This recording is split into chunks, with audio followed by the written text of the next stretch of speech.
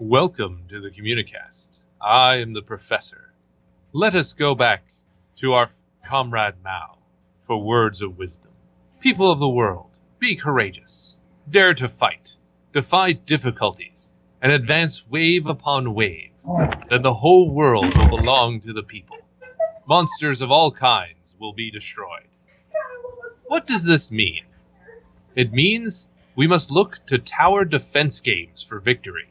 But we are not the tower. We are the endless hordes assaulting the tower. For the tower holds the monsters. So we must bring the tower down.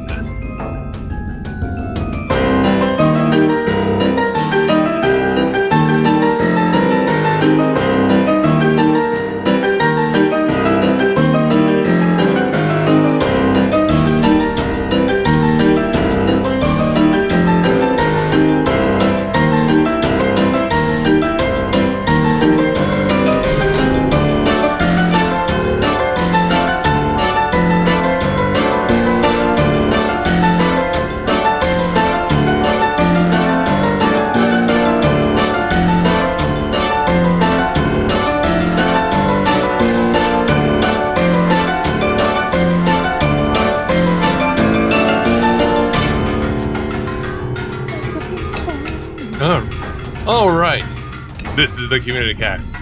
As with last week, Black Nappa 101 is on the front battling the evil Queen Jessica as she tries to spread darkness across the land. Only he stands between her and total Tumblr annihilation. No! And by that I mean annihilation by Tumblr. We got a message, Professor, awesome. We got a message. What? It says John is victorious in the front. He's just doing finals now. Oh, okay. Something banal. Boy. Alright. Anyway, I'm the professor. I develop games such as Ice Brass Revolution, which you can check out at aesbrassrevolution.com. With me, we have several regulars. Go ahead and introduce yourselves, regular people who I'm often with. Hi, I'm Mama Donovan, and I am the Texas Steampunk Cooldra. I am Silverfist 91. And I don't have a catchphrase. I am Shawn, also known as the Tin Man, back from the Commonwealth to greet you all once again. Yay! Hey. And with us are two special, amazing guests. These are people who I met at Game Expo. We have Sephi Hakubi, a DJ on Toku FM, and his amazing wife, Amethyst Hakubi. Hi, what's up? Thanks. I'm Sephi Hakubi. As Professor mentioned, I'm a DJ. I'm an anime DM, progressive house, and trance DJ, and a resident with EB Productions and Toku FM. And I'm also the patriarch of House of Hakubi and the guildmaster of Crime Sorcier. I'm just kidding about the last part. And I'm Amethyst Hakubi. You can call me Ame for short if you'd like. People in the clubs can't hear me when I say amethyst, so Ame gets them every time. But I'm a graphic designer. I help out with the music business that my husband does. I do go-going for him from time to time. I'm really a jack of all trades, master of none type of person. Yeah. And she is a very good go-go dancer. That's actually how, when I was at Game Expo, walked onto the floor, one of the first things I saw was, oh, who is that cute girl with glasses dancing? Wow, neat. So, yes. So. Yeah, it's amazing. I mean, actually, and you be quiet, Ame. She's actually better than a lot. That's like, there's the stamina that she does amazing. Not to mention, she's a really amazing roadie, assistant, manager, and my mother, pretty much. Because there are days I fall apart, and then she's like right there for me. But like, quick example, we headlined a Geek Fest in Killeen over the summer, and I had my shoulder was broken at the time, but she was carrying all my gear. Had like maybe 75 to 100 pounds of or more, like speakers, equipment, that kind of stuff. And I think she worked the hardest at Geek Fest. That's not staff, so that's pretty awesome. So to start us off, before we have you relate to us, what is it like being a DJ at a convention, like what, relaying some of your nightmare stories, having you tell us about your own Jessicas. Let us start off part 3 of our Christmas themed episode, or Johnmas, as the holiday shall soon be known when the tower falls. What are your favorite Christmas specials, everybody? John Miss specials. Yes. Johnmas specials, yes. Let's see. I can start with It's a Wonderful Life. I absolutely love that movie. Oh yeah, I actually didn't see that movie until last year, and I can see why it's a classic. It's still very funny and just very silly. It's a fantastic movie because it touches upon a man who is like almost losing everything in the holiday season, and he contemplates suicide. And so a guardian angel comes down and shows him there's still such to look forward to in life because he's an important guy. Because he's spent his whole life giving. He wanted, well, if you've seen it, you know that he wanted to go to college and travel the world, but he didn't get to do that because family and obligations. And now he's just darn tootin' stuck at home with a wife and kids and people who respect him. Yeah. I always found it a bit depressing, like that aspect of he keeps trying to get out of the small town and fate keeps dragging him back in. And it's just like, that's so painful to watch. It's like, but he changed the town for the better. Which is true. Without him, the entire town would be completely Pottersville, different and like a giant slum. True. Yeah, there is that. My favorite, if we're going with live action movies, I'd probably go either with A Christmas Story or the original Miracle on 34th Street. The original? Yeah, the original, black and white. That's a good one. With little baby Natalie Wood. Yeah, I think that was her name. But no, I love the Santa Claus they have in the original. And it's just much, I don't know. It just struck me as like the acting and the dialogue and pacing were much better. And I love the twist in the end, the courthouse scene. So many actors in there I recognize from the classic films. And of course you have A Christmas Story, which, oh my goodness, that captures Americana in that era so well. Just like little things they put in there, like the interaction between the mom and the dad, the interactions between the brothers, and that is an excellent movie. That's like, we put that on in my house. We'll put on 24 Hours of A Christmas Story, and we'll pretty much leave it on. We might tune away to watch some other Christmas movies, but that we'll basically just leave the TV on that. I also like Christmas Carol, one of my favorite Dickens stories portrayed on film. I think I talked about that in the past. Yeah, we talked about that last time.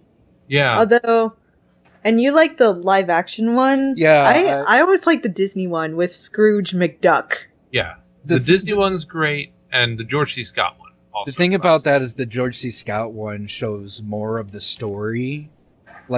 Because the Disney one, it cut out some things that, not really appropriate for, or that could freak some kids out, but the George C. Scott one really captures Dickens. Yeah.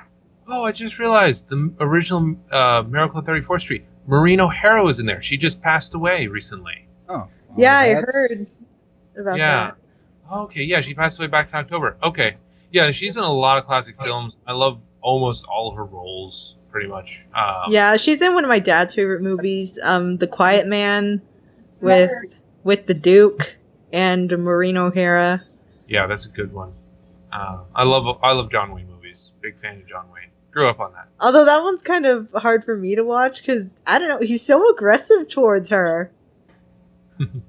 I just know there's one little part that I'm like, oh my god, where he spanks her, but it's John Wayne. He's a giant. He's monster size. So it's not a little, he probably meant a little playful spank, but no, boom, knocks her to the ground. Or she was digging or whatnot. So boom, just knocked her over. I was like, wow, was a really hard slap too. I'm gonna get bad here. So as far as Christmas goes, Doctor Who all the way. So much. Oh, I love those Christmas All specials. the Christmas specials. But on top of that, my favorite Doctor is David Tennant. Hey! And he went and he played the main guy in Nativity 2, Danger in the Manger. I was like, yeah, it's a cute comedy with kids and everything. I haven't seen that. Yeah, Danger in the Manger. Danger Yes, in the it's the real Manger. thing. Oh my! I just looked it up. Yeah, it's a real thing. Oh god. Well, like, what is it? Is it like supposed to? It's what a is British it? comedy. Oh, it's a comedy. It's a It's comedy? a Christmas comedy. Okay. So Oh, okay. the whole deal is the baby, the kids want to have the baby in the play, and they don't want to. The teacher is trying to be the responsible person, not trying to have this play go on because all. Man, you were showing me shenanigans. photos of Catherine Tate. What was she in that movie too? Or No, Catherine Tate was not in that movie, but since I was getting on the whole Doctor Who thing, you had shown me, Catherine Tate has her own little comedy skit show Yes, that she does. Yeah, Catherine Tate show. And she actually did a version of the Christmas Carol Did I see that before? where Oh yeah, when she was playing Nan. When she was playing Nan, and she was getting visiting, and David Tennant was in there too. He was I think it was like president. Okay. yeah. Catherine Tate is, however, in the third Nativity movie, Nativity 3. Dude, where's my donkey? That is What? And Oh, for It's the an my record, actual goodness. movie. I'm not making that up. I just looked it my up. goodness, I gotta see that. Can I find these movies on Netflix? I hope so. Maybe. I watched Nativity 2 on Netflix. That's why I knew about it. Yeah. And for the record, Catherine Tate is my favorite companion. So, Yes, I agree. Mine was Like- I'm like, I found her a little bit annoying, but I mean, that's what her character was supposed to be. So it all I worked. do appreciate how she, avoided the Tenant charm.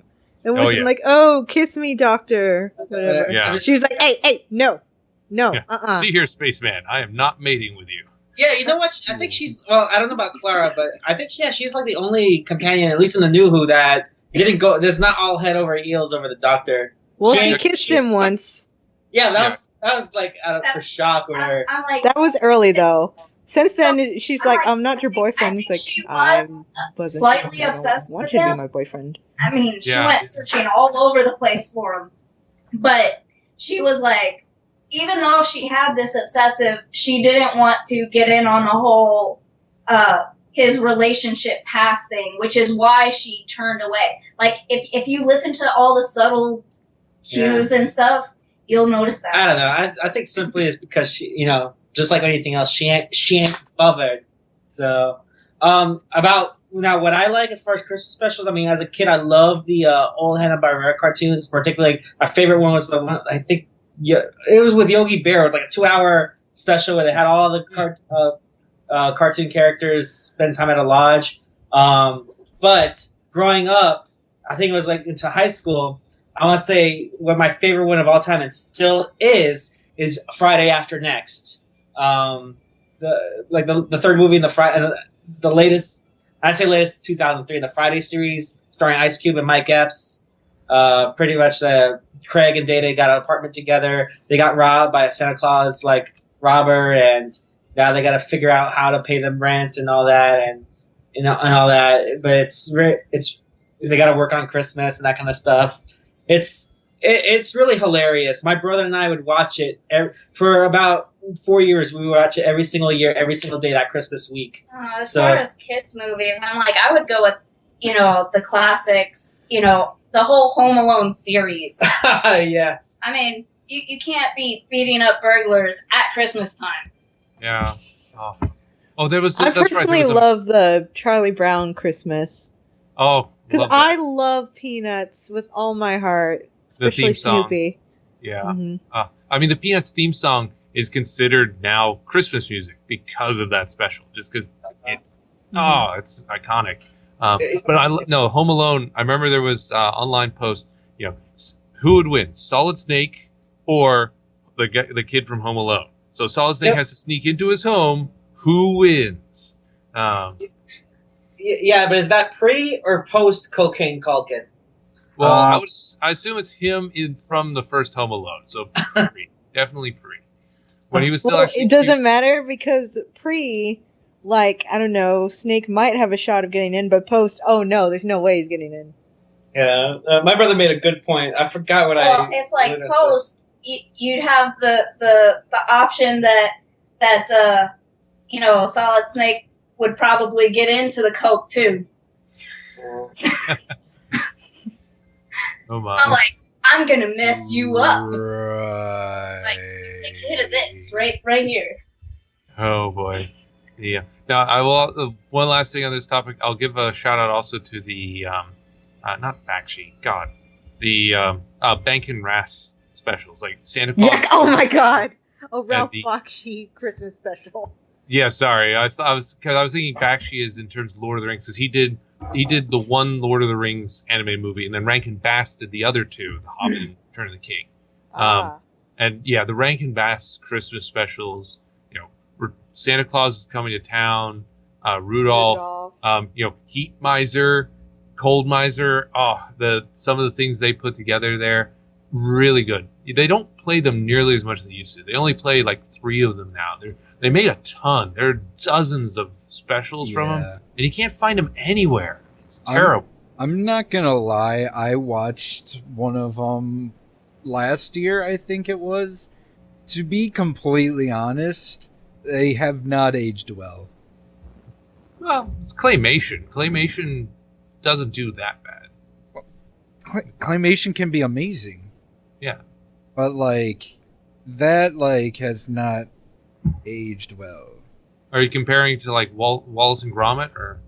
I'm comparing it to Nightmare on Elm Nightmare Street, Before Nightmare Christmas. Before Christmas. Wallace and Gromit, even the claymation today, even though that's not really fair. I suppose. I don't know. For me, I think it's the music and the story really do it. Like a lot of their, like the way they portray the characters and the music too. Like especially Santa Claus is Coming to Town. I remember that one as having basically the best music. I think it's mainly the look of them, like the way people remember Rudolph the Red-Nosed Reindeer. They imagine that style, like they imagine the stocky little claymation thing. I think and the elf who wants to be a dentist. I think Nostalgia Critic put it the best. They just have them cold, dead eyes. Mm-hmm. Oh, I don't know. They never looked all that dead to me when I was watching them. But okay, interesting. All right, I didn't know there were people. I also watched. Lukewarm. Yeah.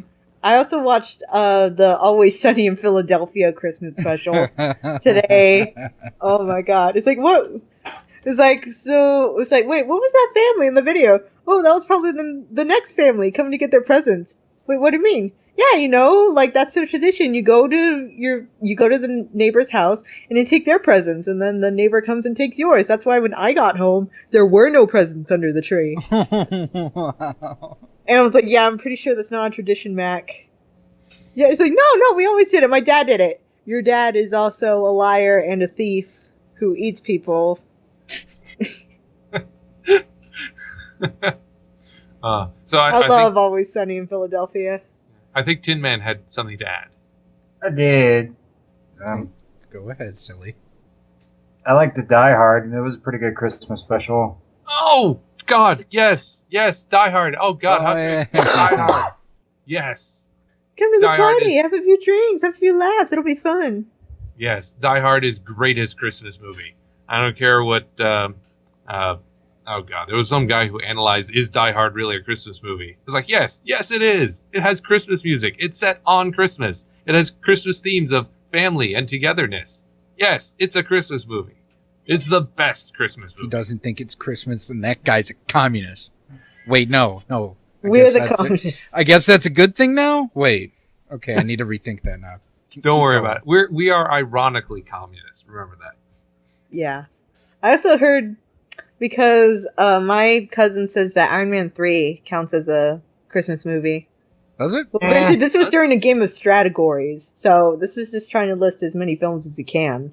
I'm like, I don't know about that. I think he's thinking Jingle All the Way with Arnold Schwarzenegger and that big ass suit. That movie was love that terrible. It's turbo time. It's still about time. Yeah. That's probably Sinbad's best movie. Yeah. Which is not Name sa- another Sinbad movie. Wait, I forgot that Sinbad existed. Damn. Yeah. I was like, oh shoot, that was like I just nostalgic hard. Yeah. Name another movie Sinbad was in, because I can't. Well, he did a lot of awful, just awful comedy stuff that never went anywhere. So yeah, I think that's pretty much his only enduring legacy is Jingle All the Way. I mean, Jingle All the Way's not that good either, so...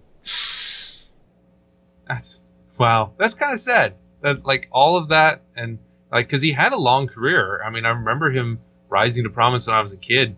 So all of that, and he's got one movie that people will remember him in. Who was the actor in Kazam? Shaq. Oh, that was Shaq. Never Yeah. mind. He doesn't need to be a comedian. He's got millions from basketball. Or movie actor. He doesn't need that either. Yeah, he just did that for fun. He was in one too many movies.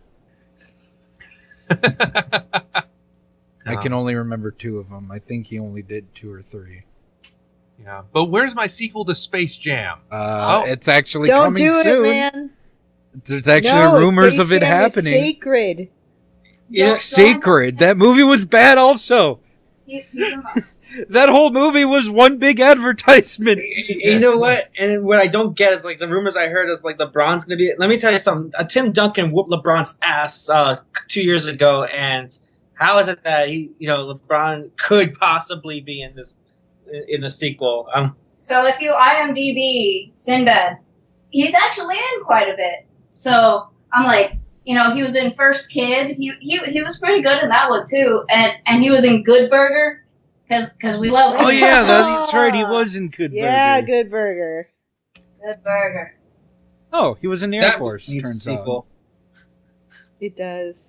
Because Keenan and Kel need to get back together. I think they kind of have. I mean, They, I know like they did a They split special up. on the Jimmy Kimmel show. Oh, they did. I They remember. they did I a whole remember that. callback to Good Burger. Like on Saturday Night Live, like all the time now. Something of a regular, just about. Yeah, I think I remember reading that they both auditioned for SNL, but only Keenan got in. And I was like, how dare you? How dare you separate them, Saturday Night Live? Wait, Keen? Okay, sorry. I just had because I know there's another group called like Keen and Peele. That's not. Oh, they're related. different. Oh, No, Key they and were on Peele Mad are TV. amazing. Okay, just making sure here because similar names. I love Key and Peele. Oh, I love them so much. I especially love the slap ass skits and the substitute teacher. I just love how they're like interchangeable. Like they could be white one day, black one skit, black the next skit, or like I had a friend of mine who's a little bit whiter. He's a comedian too, Andrew Grimes, and I'm like he looks like a white Keenan Michael Key or whatever. I think that's his name. And then he's like, and then somebody comments like, I think Key looks like Key. It looks like a white Key. I'm like, oh yeah. So. Yeah, they play every ethnicity. They've been Mexican and Middle Eastern. They just do everything. They're just that right shade of brown that can pass for anything. The right shade of brown. Wow. Okay. So this is starting to take a racist turn. So we probably not want racist. to jump ship here. All right. This topic's dead. Racism topic dead. You killed it, Tori. All your. I'm just being John here. Yeah, I was I gonna know. say John's not even here. Wow. I know. Let's not All right. channel John right now. We'll let John channel John when he gets back. All right. So Sephi, how long have you been a DJ for? Wait, hold up. I got one very important question for him before. Good, he because I have starts. to think. Okay. Good, because I have to Oh think. boy, here we go. If you were any kind of tree, what kind of tree would you be and why? Oh, that's not the question you wanted to ask. Yes, it is. You're supposed to ask him about Duke Nukem Forever and if he No. thinks it's a good game. John's not here. Why would I do that? We need to record responses, Ryan. What better recorded response than a podcast? Look, John's not here. I can't troll him with it if he's not here. Look, Tree. Well, listen to What it. kind? Why? Okay. Wait, you asking me or you asking everybody? No, the guests. You. Oh goodness! I'm like, I know I'd probably be either a crepe myrtle or a mountain laurel. Because they're pretty and they smell good. And I'm pretty and I smell good. Mm. I'm like, I'm all think, we were just on Christmas and everything, and I'm like thinking the Pokemon Christmas jingle that they had where Meowth all like, I smell good, because I shampoo. Oh goodness! I don't know about Tree. I could say I could be a Maui Wowie plant because after a good night, I leave my fans hungry, happy, and sleepy. Ooh. There you go. And All for the right. record, I've never smoked weed in my entire life, although I am an advocate because I think it does such great out there. But it's always funny that like if they ever made it legal here in Texas where I'm at, that I wouldn't mind doing like a farm or whatever, and I would actually make a lot of money because I wouldn't smoke my own product. So there we go. Which is usually the way to go. Most of the stores that sell it, they're not exactly run by folks who indulge, because the folks who indulge aren't very good at business. Mhm. Go figure. Whoa, that's biased. You don't know that. There's been no studies saying Well- that people who smoke weed are bad at business. Well, if you eat your own profits, it's like it's like the baker who eats his own bread. You don't sample your own wares. It's bad. But for you're not business. supposed to trust the baker who doesn't. That's why it's called a baker's dozen with 13, because the baker's supposed to eat one and make sure it tastes good. Exactly. I suppose. Boom. Boom. Science, bitch. Science. Continue. Linguistics. Naming things. All right. Okay, so Sephi, how long have you been a DJ? I actually forgot. Okay, so I've counted, and I want to say I'm coming across 10 years. I want to say 9.5 right now. I would say my 10th year would be in June 2000. In June coming up, because June 2006 was my first major gig. So yeah, about close to 10 years. It's been a challenging, topsy-turvy adventure. So, and it still is at some point, depending on who I get involved with and what events happen and what other parts of my life take place. Ah, fascinating. All right. So in those 10 years, all right. So on this show, we have a code name. We call her Jessica. Jessica is a stand-in for pretty much anybody who is absolutely horrible. Shawn, I believe, is the originator, or was it John? Oh yeah. Oh It was yeah. Shawn. Shawn. Okay. So Shawn has Jessica stories involving, hour-long, like being told in graphic detail for hours on end, some very detailed, like, assault things that he did not want to hear, but she insisted on talking about it. Then there was another Jessica at RealmsCon who basically spent the entire podcast panel screaming in his ear, literally screaming in his ear, and would not shut up and would not go away. And apparently was doing this to every panel at RealmsCon. It was insane. So those are Jessicas. That's what we dubbed them. So do you have a Jessica story? Oh man, I don't even know where to begin or which Jessica. And this Jessica may not be a female though. I will say this though. There is a Jessica that I've got to work with, who is amazing. She goes by Pyramid Head Girl. She booked me for ZombieCon, and I've worked with her and her family for 13, 14, about 3 or 4 years, and she's been a phenomenal promoter, and her family looks out for me. So I will say, as far as that Jessica goes, she's awesome. If she's listening to this by the time this is on the air, I'm giving a shout out to her and the ZombieCon team. Now, as far as Jessica as the pronoun, maybe like I guess I can give a couple of stories. I'll make them pretty quick but detailed. The first one, I've been married to a Jessica for about. Well, I've been with a Jessica for 3 years, but we've been married 6 months, so I found out she cheated on me. But I think a lot of it was a lot of it was she says she's willing to support or whatever, but she hasn't. But she really drained a lot out of me, and I had to deal with, I just had to, keep on, be the good boyfriend, be the good husband, and I think when I finally left her.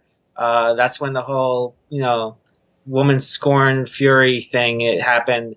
And, I can't say this happened.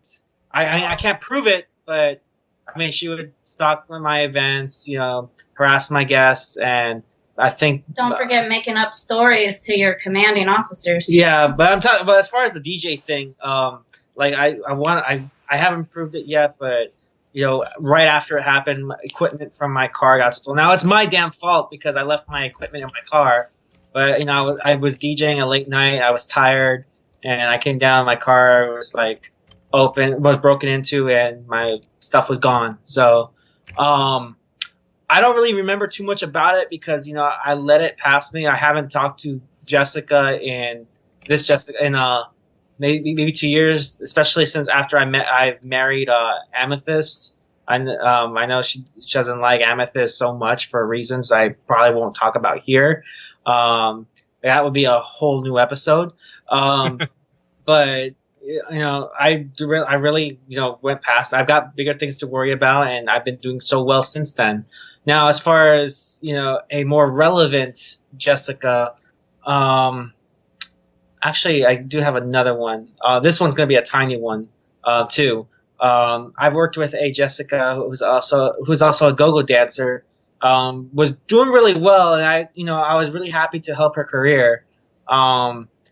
Although what I started to notice too is that as I was also building up another friend's career in the scene, he started getting a little bit more relevant. Is there a male version of a Jessica that I can use? Oh, sure. No, they're Jesse. Jessica. Call it Jones. Call it a Jones. No, Jessica. Jessica. They're all Okay. Jessica. Okay. They're all No, Jessica. yeah, just call him Jessica. Because I too. don't want to be redundant and say, well, Jessica, started, working with Jessica and blah, blah, blah, blah, whatever. No, it's funny. Do So it. I guess the way you phrase it is you can well, Jessica number 1 did this, but not as bad as Jessica number 2. Yeah. Yeah. Well, this And is Jessica just number 2 was really number 2. Yeah, but this is Jessica Oh. number 2. But What do we call a group of Jessicas? Do we just I don't know. Jessica Do we- I. A murder. a murder? A murder of Jessicas. Okay. Could we call them a bag of dicks? That works too. A bag of. Yes. Oh, goodness. But I was hanging out with a bag of dicks today. yeah. Well, anyway, while I was building Jones's career, Jessica. and I was building this other girl Jessica's career or whatever too. Then they started doing events on their own, and which is cool. I'm glad that they were doing well, but I noticed they didn't really talk with me as much, or anytime I would talk with them, I felt ignored or get the third degree. I'm like, okay, whatever, I understand. But then, and I learned this too late because of course this takes a long time to realize it. When I get invited to be a guest of honor or a headliner for any event, all of a sudden they're like, hey, let me be your opening act, or hey, let me dance for you, or hey, let me do this, let me do that. I'm like, And that's all the Jessicas. yeah, that's pretty much That's Jessica. That's the murder of Jessica's there. Yeah, and And Jessica, they're just getting on it. yeah, Jessica. these two Jessicas though, they're the most relevant with this issue, and I think don't get me wrong, they're still my friends, and I still work. These two Jessicas, not the first Jessica that I just talked about, but these two. They're still my friends, and I give them the benefit of doubt. But I've learned to I've started doing it where I have to be proven. Some people have to prove to me beyond a shadow of a doubt that I'm going to get something out of it if I'm going to support. Not that I'm selfish. I just need to watch out for myself and my family, because if I don't take care of myself, who will? You know. Yep. Yeah, and I'm the really giving one. I'm like I like to take care of everyone, no matter how horribly they treat me. Yeah, and sometimes it's even nice when they treat me horribly. Yeah, and I always tell people the same thing too. And I'm not saying that's selfish. I mean, honestly, like if I need something, I'm gonna work my ass off to earn it. You know, that's how it always is with me. I'm gonna earn my keep. Even though there's people that tell me, hey, you can have like, no, let me do this for you or something. I always, but anyway. The biggest Jessica that I had to deal with. So actually I met him, this Jessica, in 2011. I got booked for an event at South Padre Island, and which wasn't a bad event. I mean, it wasn't like they advertised themselves as an anime convention, but when I showed up there, it was just a block party with a hotel. And all the thing they had at the hotel was like a video game room, but all the panels, all the stages at the block party, which I guess is okay. And, I got paid my room. I can't really complain and anything like that. And I'm pretty resilient. I mean, yeah, I have stuff in my rider that I require, but most of it's because it's for me to do my job. I'm not really one of those ones that, wants, a bowl of all red M&Ms and nothing crazy like that. I don't even ask for, DJ equipment on site unless I absolutely can't bring my equipment. I always bring my own gear.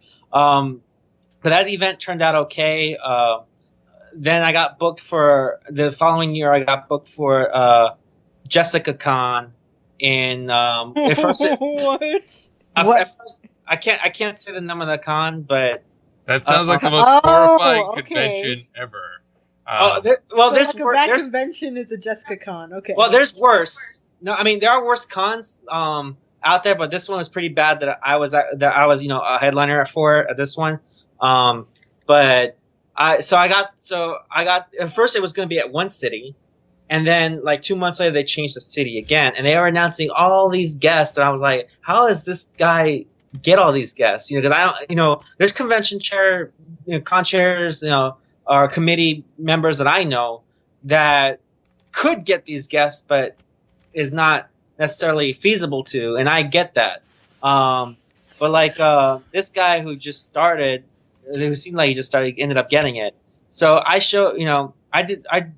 got booked for the con. I asked, I prepare my requirement. I give him my requirements. Like, hey, are you gonna have sound at this convention? He's like, oh yeah, we got it. Whatever, blah blah blah. And I'm like, cool.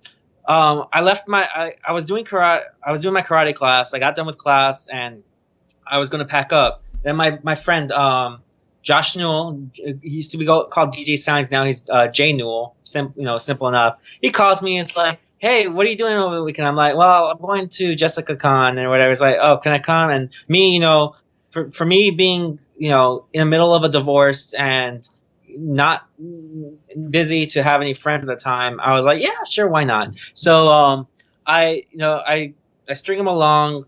But I had a funny feeling that I need to bring my sound equipment, like my speakers and my mixer, my sub speaker, whatever. And but I asked Josh, I was like, hey, should I bring this? And he's like, yeah. I was like, yeah, you should. So I do anyway.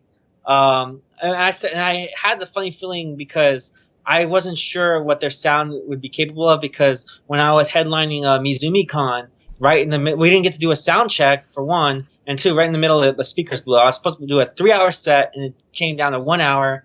Then I just grabbed my studio monitors I had in the car, played what I could, and blew those up too. So I wasn't sure. So I could trust my own gear. So I show up finally, and I get told that the sound. This is his story. The sound guy, quit on him or whatever. And I'm like, great. But then I'm like, thank God I brought my stuff. Now here's the thing. I was the only sound guy there. There was no contingency. And we had about maybe 20 bands, a J-pop dance group. And I was supposed to be the only DJ, but apparently there was another DJ that got booked too. And that was in the that cut into my set. Now, nothing against him. I think he's an amazing DJ. And of course, my buddy Josh, who's a scrub. I'm just kidding. I love you, Josh. Wanted a DJ too, so I let him have it as well. And then I still got to DJ I still got a good time slot, and I had a good crowd. Actually, I had an amazing crowd. Like the Valley, as I said, this took place in the Valley as well. Are so amazing. When I say the Valley, the Rio Grande Valley, and they're the nicest people I've ever played for. People would say, "Oh, it's." I don't know. I think what wasn't Colleen? Yeah, Colleen too. Well, Colleen. Well, it's about the same. Colleen's pretty good too. I think I say significantly Valley because there's a stereotype that's so close to Mexico. I'm gonna like show up, missing or dead or something like that. No, it's really nice down there. I mean, I don't live in the Valley. I don't live in Colleen either. I mean, but with Colleen, the stereotype is, oh, it's a military town, so everybody's uptight and. Well, San Antonio is a military town, and it gets rough here. So, I mean, and I live in San Antonio. I lived in San Antonio for 3 years, so I can say that. 3, 4. I don't know. No, 4 longer than that. I want to say 4 or 5 years. But okay, so that's not even the worst of it. I mean, the con went on. I got to DJ. Granted, a lot of requirements was missing. I didn't get paid. That sucks. Neither did a lot of my friends who were there too. So another one of those cons that just like, hey, we owe you money. Yeah, you're never seeing it. Yeah, but that's not the worst part. So now this didn't happen to me exactly. Although I thought about doing this show, but I haven't really pushed the issue because I think I was getting booked for Fandom Con that same year. This same con did another con called Chibi Jessica Con. Oh God! What the fuck? And then this was a 1-day con, and they invited Todd Habercorn. And for anybody that I think I know exactly what con you're referencing here. Oh gosh, yeah. I won't say it, but yeah. So let me say this. I mean, I've known I don't know Todd personally. I've met him a couple of times. I know who he is. For those that don't know, he's a voice actor. Particularly, he's the voice of Natsu. Oh, yeah. He's Black Nappa 101's. Todd Habercorn is his favorite voice actor. Hands down. Favorite. I think Todd Habercorn is Jonathan Lopez's #1 man crush voice actor. At least he believes that after we sent him to the re-education camp, because he did otherwise. Anyway, I mean, and the thing is, for those that know Todd, at least for a little bit, people know that he's the sweetest guy anybody will ever meet.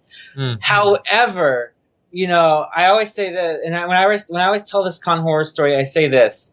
If you piss Todd off, there he has to go on. When his trigger finger becomes Twitter fingers, you fuck up. You fucked up. So usually us professional. I mean, I don't blame him. I think I've done. I don't remember if I've done this thing. I was pretty close because there was another event. This was more of a rave, a quote unquote rave event. It's not really a rave that this happened to me, but I don't know if I want to include this in this one too. But let's focus on Todd Habercorn. Yeah, so he posted a rant on Facebook about this con and this promoter, and and the thing is, he still wrote it kind of nice. He didn't curse, he didn't do anything like that, but he called this son of a Jessica out like so bad, and then the promoter went back for it, and then the promoter just went all no chill. This Jessica went no chill on him, and I got the story, and I was like, yeah, this guy, I don't know about this guy. What confirmed it that he actually booked, he actually continued to do cons. He did there's 2 more cons, so just so you guys know the time. Even though he's been banned. Yeah, he got banned from the Valley because he tried to do RowanCon. I don't care. Jessica Con X2. I mean, by now you probably can figure it out. And so the organizer would end up being banned. Yes. And so good. This Jessica started using. Wait. Let me get to that later. But he was booking big stars like John DiMaggio, Angry Video Game Nerd, all sorts of people, and they were going saying, hey, we never signed a contract. We never agreed to do this con. He got caught in his lie, and of course he got banned from the Valley. Fast forward a year later, I get I get an email, a request, RFP, a request for proposal to headline Heroes Expo. I made contact as well. I got the request. I initiated contact after I got the request and said, hey, I'm an anime EDM DJ, and I like to play for this show. And they found out. I talked to someone, like a staff, like an event coordinator or the director of events, and she was pretty cool. She gave me all the answers that I needed, and everything worked out great. It seemed to work out great. Then she disappeared. And then another Jessica-ish messaged me saying that, hey, I'm the principal owner of Jessica Expo. I think I already said the name of the con already, but I don't care. And I went ahead and did the, I followed along. I gave her all my info, and but it took a long time for me to get put on the website, like any promotion. And even though I was going to be like the major headliner of this festival, it's like a convention and a music festival, and I was the main headliner for it, for the music part at least. So this was early this year. Then I finally got put into the flyers and stuff, and all got advertised. I'm like, okay, cool, they're catching up. She was saying she was busy. I get it. I'm busy too. I know I'm not perfect myself. That's fine. Then the week of the convention took place. It's Wednesday. I'm supposed to be at South Padre on Friday, and I'm like, I messaged, I think I messaged in the afternoon, like early in the afternoon, that hey, I haven't gotten any information about my hotel, whether my equipment's gonna work, nothing, not even a schedule. So like or who I'm supposed to talk to or whatever. So I'm waiting for a message to come back. All of a sudden, I get a message from a talent manager of one of the major superstar guests, who I had no idea why this guy wants to talk to me, but he asked me about Jessica Expo, Heroes Expo there, and this person asked, "Hey, what's your relationship with Mr. Jessica, the Jessica who runs the Jessica that got banished?" And I'm like, "What are you talking about? This guy's not running the show, is he?" And he said, "Yeah, this is the person that booked, my client." And I'm like, "Okay, I get it now." So pretty much the long story short is, this guy for the Heroes Expo is that Mr. Jessica, who got banished and did, Jessica Con X, or just Con X2, did a sorry, you have to excuse me, I'm a little fired up about it. Used either a family member, a wife, or somebody else, because as a proxy to book me and a bunch of other guests, and to run the convention. That way he doesn't have to be there and still rip people off. So as soon as I put two and two together and let him know of everything, I talk to my other friends who are guests and say, hey, walk away from this con. Sure enough, 2 hours later, the expo is postponed until further notice, which, by the way, that indefinite notice is still happening. Wow. That sounds like Omega Expo over in Houston. Did you hear about that one? I think so. I know I was surfing to see if I can jump on other conventions as well. Like sometimes I approach conventions, sometimes conventions approach me. I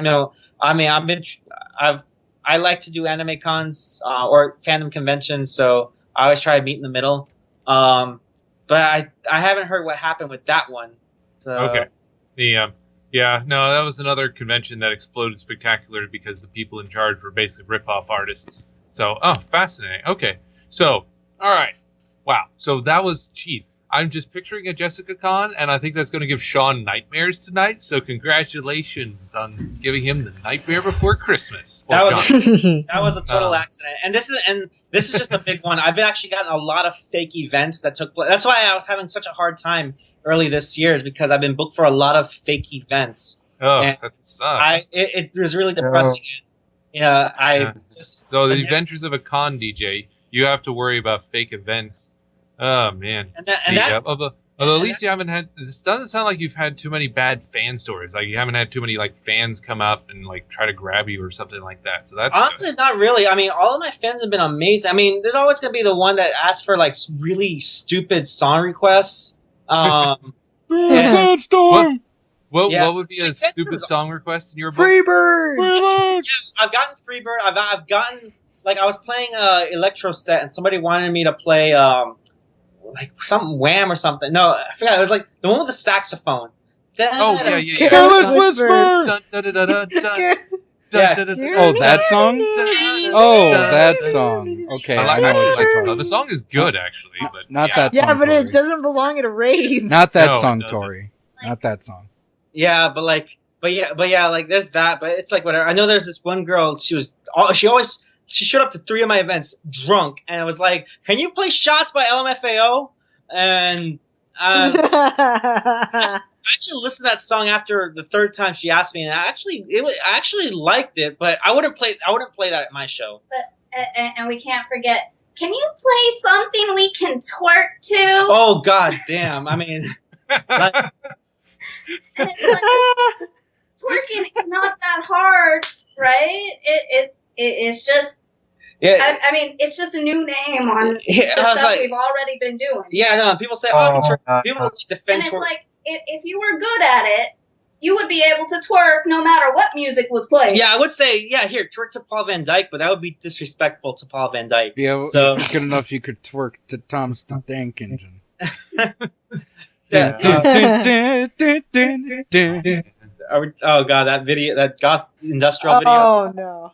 You know, and that's the other thing that annoys me too. People like that don't understand me being a DJ, let alone an anime DJ, but post stupid stuff like that. Like, oh hey, this is what Sephi does, or Christian does at these rave things, and say we pop Molly and we sweat or whatever. I'm like, that's not what we're about. So Yeah, really? That's one way to rave, but it's not the only way to rave. Yeah, A friend of mine once said there is no wrong way to rave. That's why I liked it. yeah, true. Although I'll say if you die from popping Molly, I can't feel sorry. I'm sorry. I've seen some wrong ways to rave. Oh, okay. I've seen some things, man. So many wrong ways to. Okay, so moving on. Now you have a show on Toku FM. What time is it? Like when is it? So I usually go on at 6 p.m. Central Standard Time on tokufm.com. I think it's 12 a.m. Friday. Thursday night, Friday morning in London, which is like the Zulu time, the Prime Meridian time. So we're a worldwide radio station. I don't really have a show per se yet. It's more like I have a residency at the Amp Room every Sunday night, and I also play other shows here in San Antonio. And so what I do is I record these shows, these live events, and I'll upload them. I'll upload them to the station, and the station plays them at 6 p.m. Central Standard Time every Thursday night. As long as I have a show. I mean, I think there was like 1 week that I didn't play, and it just played the station stuff. But since I have a residency now at the Amp Room, there's usually something there every Thursday night. However, in January, and I don't think I made a formal announcement, I will this week. It's something I wanted to do for a long time, but I just haven't had the time to do it. I'm going to be doing a weekly podcast of just all the music that I've listened to and I listen to a wide variety of electronic dance music.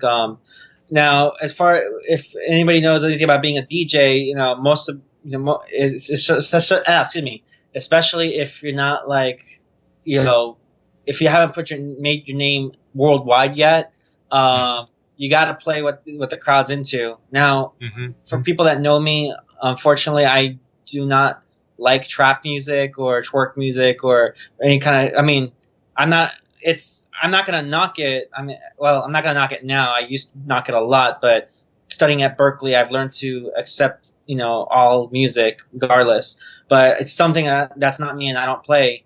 But I do play electro though, and sometimes I can't play. I can't play anime EDM at a crowd that doesn't know anime EDM or drum and bass or anything that's like, or actual techno, like techno, not what kids called techno back in the early 2000s.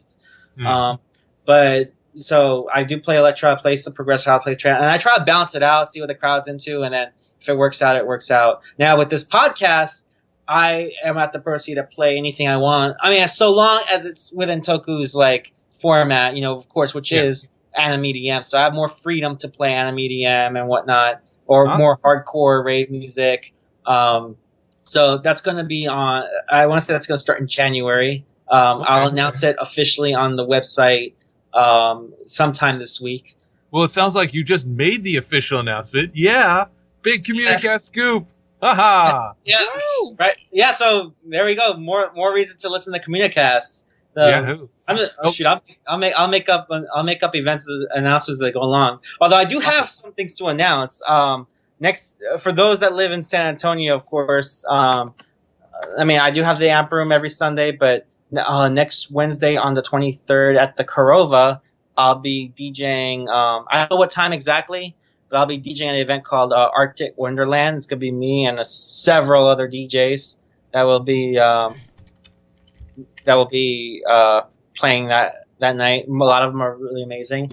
And also next Monday is the San Antonio Nightlife Awards. So for both of us were nominated in several different categories. Oh yeah. You should.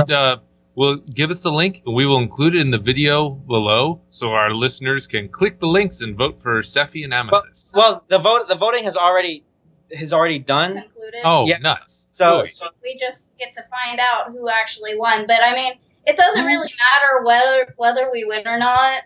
I mean, we know we're awesome. I mean, we obviously people liked us enough to vote for us, to nominate us in the first place. So yeah, and besides, for people that know, I mean, it's like it's one of those. It smells like catfish and sock puppets up in there, if you know what I mean. I'm just kidding. I mean, I'm sure there's people that actually vote, like real people that actually voted, and it's anyone's game. My thing is like, that's one of the times. Hello, are you still there?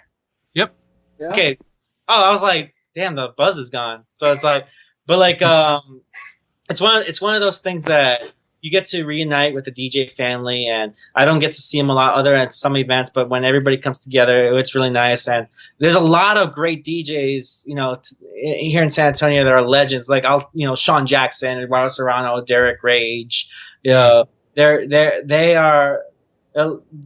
ones that I looked up to, and many others. Now here's a question.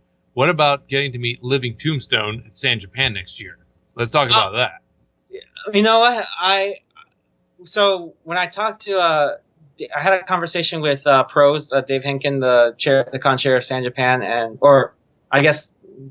Yeah, he runs the place. He's in charge of San Japan. He runs it. He's got delegates, but he runs Dave it. Henkin, the man in charge of San Japan. Yes. Yeah, and he asked me, is like, how do I feel about doing guest only and all that stuff, and honestly, growing up as an anime EDM DJ, well, I didn't know it was called. I didn't know I was going to call it anime EDM at the time. I was always excited to see all these other DJs that are in the same genre, like Amaya,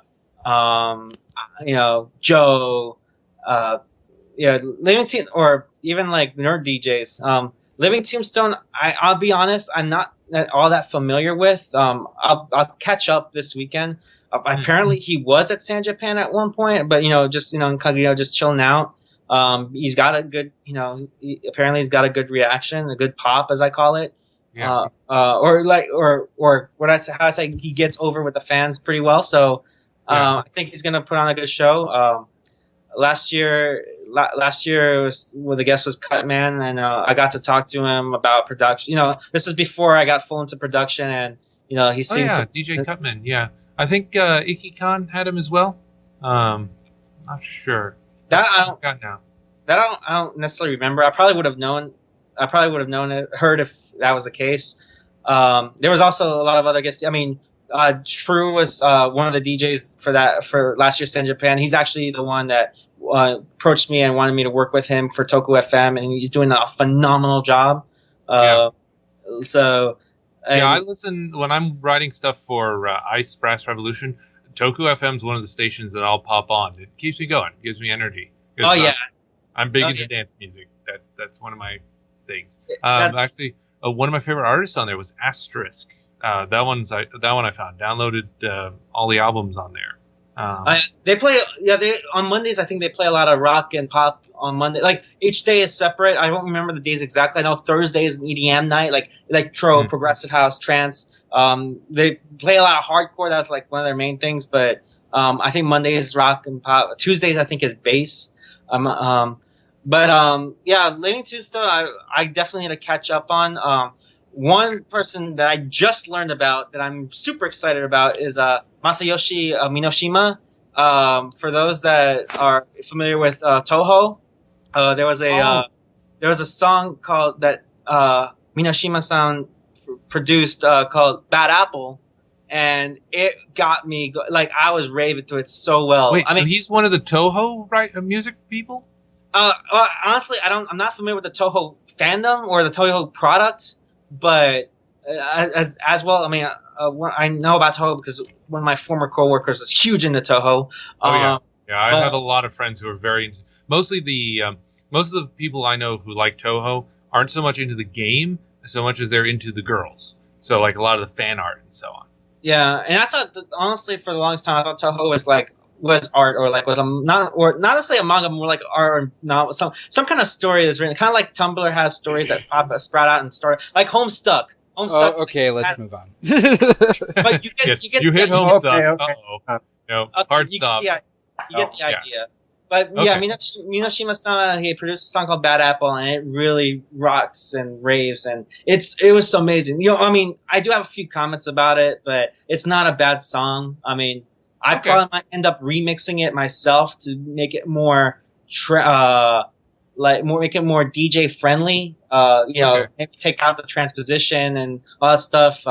But he did a really. I'm really excited about him coming. I'm gonna have to look that one up. All right. I mean, I know some of the classic Toho, like UN Owen was Become Her, and Marissa Stole the Precious Thing. But yeah, Bad Apple's new on me, so I'm gonna have to look that one up. Cool. No, Toho's great. I love the geometry of the shooting patterns in that game. Now, speaking of video games, I think we have like big shakeup here with Kojima and Konami. So, like Ryan, Shawn, what's going on with Kojima and Konami? Kojima is officially left Konami and forming a new studio with Sony Entertainment. Thank you, Jesus. Yay. He was basically like, hey, you screwed me out of awards. Screw you. Well, it does need to be known that Sony, to a lesser extent, does treat its employees like semi-shit, but it's probably the best damn move Kojima could do right now. Yeah. I'm surprised Nintendo didn't try to grab him. Yeah. I mean, can you imagine if Nintendo hired Hideo Kojima like they did with Platinum Studios and was like, hey, you want to make games? Here you go. Just make it for the Wii U. Do anything you want. Go. I mean... Well, that's the thing is, Kojima did work with Platinum Studios at one point in time. That's how we got Revengeance. So good. Oh, really? Oh, I So actually good. didn't know that. It's so good. Yeah. So I thought it was only Konami. No? no, Kojima was a producer on the project. Oh, wow. Okay. So that's cool. Huh. Yeah, sorry. There's so much I don't know about the video game history stuff. Yay. Oh. It's interesting, if I may. It's interesting, like how like when things get old, whether it be people or companies, that they get senile. I mean, like just like with Donald Trump. I mean, Konami had a great thing going, and all of a sudden it's like we're gonna stop making games for the console market, and F the guy that made us, and we're gonna do pachinko machines and DDR. What the hell is that? Forget this product. And I'm like, what are they doing? So it's kind of like it's kind of like how WWE was after the year after 2004 with a PG era and thing.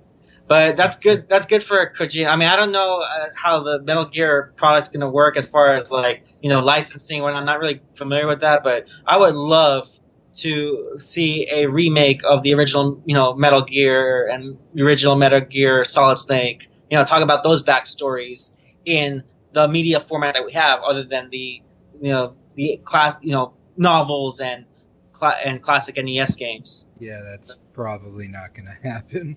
Yeah. I As wish. much as we all, I think Kojima's probably going to be done with Metal Gear stuff indefinitely. One, it is a Konami-owned product, and two, I think the Phantom Pain will probably be the last Metal Gear game that's ever going to be somewhat decent or good. Mostly because it had Kojima's touch behind it. Does not mean that Metal Gear games are going to not stop coming out. Konami is looking into other people to run other Metal Gear projects, which makes no fucking sense. Yeah. Considering you don't MGS6, we start milking this cow. Well, I mean, I don't even know if they are going to do that, because when was the last Castlevania game you remember? What was the last one? Order of Ecclesia. I remember that being a good one. That was for the 3DS. Yeah. I don't talk about Lord of Shadows. Those don't exist in my world, because those are not great games. And I beg the man who wants to differ otherwise. It's a complete bastardization. You want to talk about Konami's history of fucking over producers and developers, start with Igarashi. Because he was one of the first people that got fucked over hardcore because of Konami. But he bounced back. He's making Bloodstain. Which looks promising. Now, here's an interesting idea. I mean, Del Toro and Kojima loved working together. So, even though Konami owns the Silent Hill property, they could just make their own original horror game together, right? Maybe? It is a possibility on the table. Del Toro, though, as far as video game projects, is notorious for them never getting finished. Yeah, he said as much. He's like, yep, that was my last try, because screw this. But I think he could probably talk back into it. I mean, he is a pretty persistent guy. I think if Kojima was like, dude, no, really, it's going to work this time, I think he would try it. Well, if Sony's backing it, I think you'd see some promise. I mean, it could work. Kojima's just got to get his company up started first. And Sony would just love to have him aboard, just to stick it to Konami's fucking face. Oh, imagine if they put Kojima in charge of a Final Fantasy game. See? Now we're talking. Yeah. Wrong company for one. What? What do you mean wrong company? Well, it's a Square Enix game. Well, look at Team Ninja. They got involved with I thought Sony owned Square Enix. Sony and Square Enix are pretty much a shared company as far as it's concerned. Sony has worked with Square. Square has worked with Sony. It's a partnership, if anything. It's not saying that they're officially one part of the company or another part of the company. It's like a good business partnership that once and again they'll come on from like time to time and they'll collaborate on a game. It's happened in the past. Okay, I mean, Sony, it's not Activision Blizzard. I mean, Square Enix is still its own thing, and Sony's still its own thing. Oh, okay. I misunderstood that. Because whenever I see Square Enix, I always see Sony, so I thought the two were like, okay, I guess this is a division of you? Kind of like Rare is owned by Microsoft? Yeah. It's what you'll notice is that whenever Square Enix develops a game, Sony Entertainment will always be the one that will end up publishing it. Unless there's a different person behind it that's publishing it, it will always end up being Sony Entertainment. I see. Okay, that makes sense. Yes. Now, speaking of Sony Entertainment, hey, transitions. I think my transitions are pretty good here. If you hate my transitions, make a comment on the video below. I hate and I will make fun of you. I hate it a lot. No one cares what you think. Oh. All right. Yes, trailer madness. Okay, so 3 big trailers dropped. So we discussed Batman, Superman to death. We discussed Civil War to death. So those are done. Star Wars is coming out soon, so the trailer doesn't matter for that one anymore. But the 3 biggies that recently came out, we had Independence Day 2, TMT 2, and Star Trek 3. There are no original ideas anymore, people. They're all sequels, but whatever. Apparently, the Deadpool trailer will be coming out on Christmas Day, so talk about that. Merry Christmas. Yeah, Mary John missed, you mean? Mary John missed, yes. John Well, you missed don't his birthday. celebrate John Miss with Deadpool. He doesn't you do. like Deadpool. Of course you do. You No, celebrate. he every did. holiday. He Yeah. went to re-education. No, that's right. Yeah. Oh, that's true. Yeah. Yeah. Everyone knows that Black Apple 101's favorite superhero is Deadpool. It's on the record. It's official. See, I just said it. Therefore, it is true. Would the professor ever lie to you? Yes. He's I have the authoritative professor. narrator voice. Therefore, I'm right. Oh, God, that's horrible. Anyway. All right. Turtles 2. Fox News. Reactions. Go. Like, what did you think? So I think we all watched the Turtles 2 trailer. What did you guys think? Looks fun. They got down Bebop and Rocksteady. Fuck yeah. Bebop and Rocksteady. Yeah. Wanted criminals. Now, here's the thing that I may have an unpopular opinion right now. I'm going to share it. I don't think the turtles look that ugly. Really? Have you seen actual turtles? Well, yeah. They're but that ugly. I It's know. roughly accurate to how turtles actually look. But they're Right. supposed to be cute turtles. They're teenage mutant ninja Yeah. turtles. Nobody wants to see cute turtles. No one. What? Well, if you think of it in that way, teens go through phases where they don't always look their best. Yeah. So maybe when they become adult mutant ninja turtles, they'll look good again. Yeah. Right now they got like what? Turtle acne. They got turtle knee. They got a little bloated. Yeah. Turtle I- braces. Yeah. I don't like the turtle design. Also, not to pick on Splinter's design. I thought Splinter's design was a little off.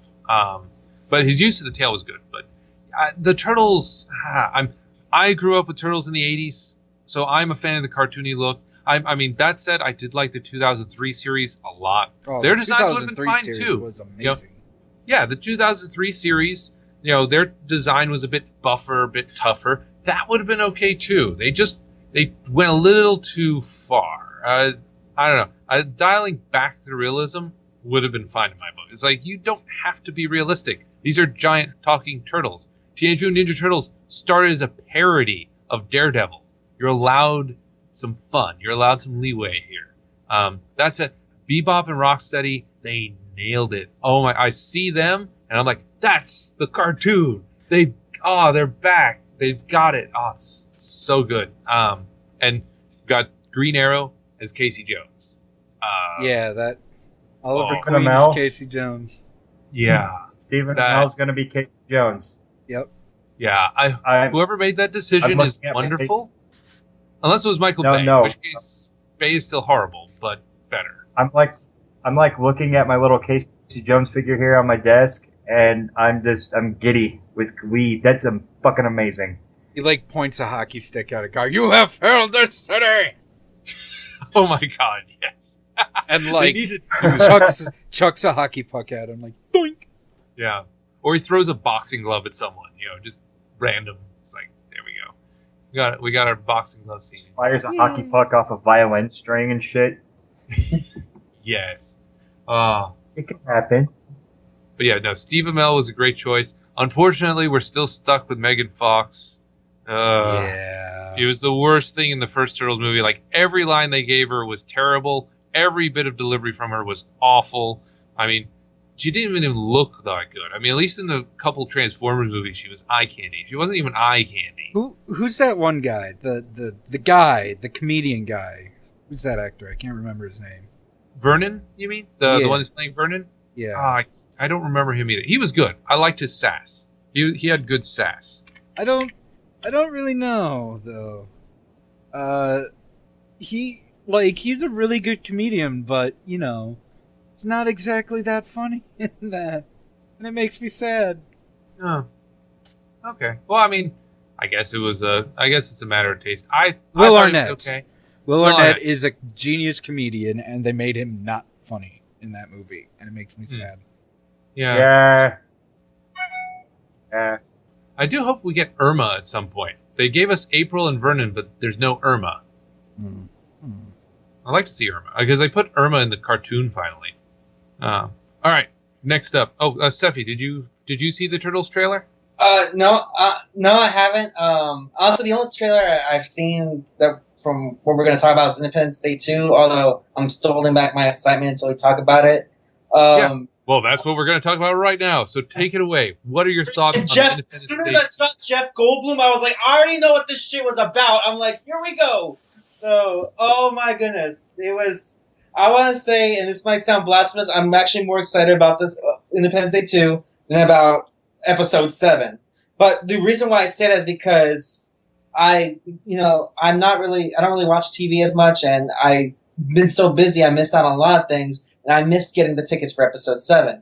So I accepted the fact that, you know what, I'll see it when I can see it. It will be soon, but it'll probably be maybe when I can actually get a seat, you know what I'm saying? That would give me the time for me to watch the other 6 episodes in machete order. So I'll take my time with that. But yeah, I can't wait for Independence Day 2, Independence Day Resurgence. I don't know how it's gonna go though, because originally I think what was supposed to happen is they were supposed to make 2 movies, which a 2-parter, ID Forever 1, ID Forever 2, and I've been and I think the biggest thing is I want to know, where did they come from? Why are they here? Other than the typical, we rob resources and stuff, but we rob resources and kill everybody. But I'm always interested in where are they coming from, and is there a link between humans and these aliens or whatever? And I've been a fan of space operas that always talk about, not even space, like just any kind of sci-fi that deals with, is there life outside of the universe as we know it, and is there an ancestral race, like with Macross or even Evangelion, Prometheus. Or even that's another one that I was wondering about. I wasn't big into the Alien franchise, but when Prometheus came out, and I guess there was more to the story than just these xenomorph freaks or whatever. It's like okay, now it's getting really interesting. So they actually Prometheus, they came out. The sequel to Prometheus has been kind of redone. They are now going to call it Alien Covenant. It is now going to be a new Alien trilogy. 3 movies, all called Alien, that lead into the first one. So it's the bridge between Prometheus and the Alien series. Ridley Scott's apparently going to do all 3. So that was exciting. I like that. Is Roland Emmerich back to do the second Independence Day? Yep, he is. Yeah. Yes. Awesome. All right. So hopefully he remembers, because Emmerich's movies became hit or miss. Like Independence Day, to me, the first one, I liked it because you had the giant explosions and all that, cool destroying, but you had a good human element. Like all the human characters, maybe a couple exceptions, were interesting. You had the president struggling. They killed the president's wife. It's like no one saw that coming. It's like, oh, they killed the wife. The wife's supposed to live. And because they did that, you're like, well, who else are they going to kill? Oh, crap. Normal rules don't apply to this one. They could kill anybody. So added a bit of tension. You're like, maybe they will kill Will Smith to give us a bittersweet ending. They did kill Will Smith. Now, if Will Smith, lessened his asking price, maybe he would have lived. But yeah. They did kill him, as far as I know. They did. They didn't kill the dog, though. Did not kill the dog. Yeah, the dog is saved. The dog lives. You can't kill the Has dog. anybody watched that movie, Men in White? What? Not yet. That's a parody of Men in Black, right? Yes, like the Saban parody, I think. Yeah. Sounds terrible. I saw clips It's from terrible. I love it though. No, I'd be completely biased towards it because, I really like the Men in Black series. Yeah. I need to see the third Men in Black. So good. Yeah. The reason I think I've held off on the third one is because the second one was just so. The second one was garbage. Yes. Yeah. The first one was great. Second one was garbage. Third one, so good. Okay. All right. I'll put it on my rental list here. But yeah, no, I like it. I like Bill Pullman. I like what we're doing with his character. Of course, the favorite was the Crop Duster. The Crop Duster's story arc was amazing. That's it. Every character got a story arc, and because of that, it felt three-dimensional because you saw the characters grow over the course of the film. His other movies, he got so caught up in spectacle, like the one where the world freezes. There's the one with the end of the world. All these movies kept having, big scene pieces and like, look at all these special effects, but there were no real character arcs, so it felt empty. So hopefully Emmerich remembers that. Hopefully Emmerich remembers how to do a character arc with a disaster in the background. I really hope so too. I mean, and I think that's what I learned. I think that's what makes something really amazing. Like, for example, I don't know if I announced it here. I might have talked to it before the show. One of my favorite animes is Fairy Tail, and the reason why is because there's a story between all the characters. I mean, like, every character in there is important, and even the main characters aren't even my favorites. Like, my favorite character is the one that takes his clothes off all the time, because I like to walk around the house, without any clothes. So, like, it's You love him so much you don't remember his name. great. Y'all know. Great. Well, I don't know who watches Fairy Tail. His name is Great Fullbuster. He's a ice mage, or a devil slayer now. Spoiler alert. Spoilers. What the fuck? Here's the thing: if you haven't watched it by now, whatever. Hey, I'm behind. I've got shit to do. But like, I'm just going by Rooster Teeth rules right now. No, I'm just kidding. But like, you guys know my favorite, Urza Scarlet. I mean, I love strong women. Strong women like are just, it's like women, they don't whine, moan, bitch, or whatever. Like, you don't have to take care of them. They actually take care. And I'm not saying that as I want to be taken care of. It's more like, I love a woman that can be on my level, and and satisfied by the simplicity of the goodness of cake. Yes, I mean, and I literally married Urza, for my wedding, for our wedding. My wife and I cosplayed, Jalal and Urza, and now at the time I had no idea what Fairy Tail was or who Jalal is. I thought Jalal was Sigart because I was a rave fan. But yeah, after I watched it, it's like I really loved, Urza stuff. Anyway, I'm digressing, but yeah, character it definitely would actually provide the foundation for the story. So Yeah. Okay. So, all right, our last one, Star Trek 3. So I have opinions on this one. I'll let you guys go first, though. Haven't seen it. Haven't seen it? It seems like they're going with I don't know, just like, let's play a cool song throughout the trailer. Sounds like they're trying to go for a Guardians of the Galaxy route this time. I'll watch it right now. I haven't seen it, but then again, newer Star Trek movies, they're decent. I enjoyed the They're first one a not lot more than the second one. I think the first and second one had a good, variety of pros and cons to it. Especially for a lot of the classic watchers, they felt a little bit out of place with all the new actors and everything. But I think, their acting was pretty spot on for a good portion of it. I mean, like you said, the second one wasn't quite as good as the first one, with them making the movies and everything. So I'm like,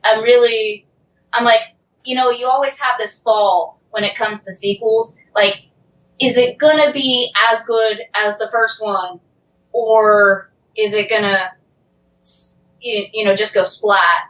And I don't think they have necessarily a bad team on it, so it's kind of up in the air. Okay, yeah. So my opinions on it,